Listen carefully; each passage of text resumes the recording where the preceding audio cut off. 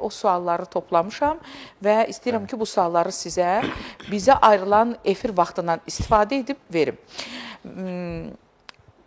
Mənzil məcəlləsində olan dəyişikliklər. Öncə istərdim bu mövzuya toxunaq və dövlət kimlərə pulsuz ev verəcək? Əvvəla, mən də sizi təbrik edirəm.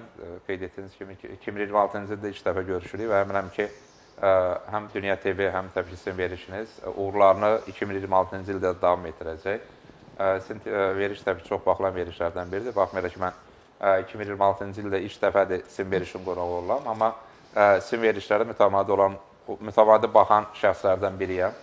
Və inşallah növbəti dövrlərdə də daha sıx əməkdaşlığımız olur. Və qeyd etdiyiniz məqamlar eyni zamanda mənzil məzəlləsi nəzərdə tutulan dəyişikliklər, artıq təsdiq olunmuş dəyişikliklər. Eləcə də vətəndaşlarımıza, xüsusən də həssas qruplara pulsuz mənzillərin təqdim olunması davam etdirir. Söhbət təbii ki, nəzərə alsaq ki, Azərbaycanda mövcud qanunvericiliyə əsasən şəhid ailələri, qazilər, birinci qrup əlillər, eləcə də Çernobıl qəzasında 50 olan vətəndaşlarımız mənzillərlə təmin olunur və həmin mənzil təminatı pulsuz olaraq dövlət tərəfindən həyata keçirilir və dövlət büdcə vəsaitləri hesabına həmin mənzilləri söz gedən ailələrə və ya ailə üzvlərinə təklif edir. Eyni zamanda mənzil problemini həll etmək üçün hazırda həm də həm güzəştli mənzil fondu fəaliyyət göstərir ki, bunlar sosial mənzil olaraq qeyd olunur, xarakterizə olunur.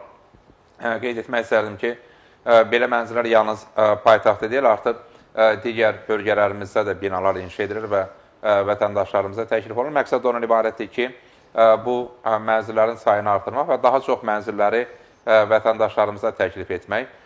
İcarə müqaviləsi ilə mənzillərin təqdim olunması, daha sonra həmin icarə evlərinin vətəndaşların sərəncamına keçməsi, yəni vətəndaşların özündə qalması mexanizmlə artıq tətbiq olunur. O cümlədən Sumqayıt şəhərində də məsələn artıq kirayə mənzilləri vətəndaşlarımız sahib ola bilərlər. Burada da məqsəd ondan ibarətdir ki, vətəndaşlarımız dövlətdən kirayə götürdüyü mənzilləri sonda həmin mənzillərə sahib olurlar. Burada təbii ki, məqsəd ondan ibarətdir ki, mənzil olmayan vətəndaşlarımız kirayə qalaraq ödəniş edərək sonda həmin mənzillərə sahib ola bilsin. O baxımdan 2026-cı ildə də həm qeyd etdiyimiz istiqamətdə dövlət tərəfindən pulsuz mənzillərin təqdim olunması, həm güzəştli və kirayə mənzil fondunun genişləndirilməsi prioritet əsas hədəflərdəndir.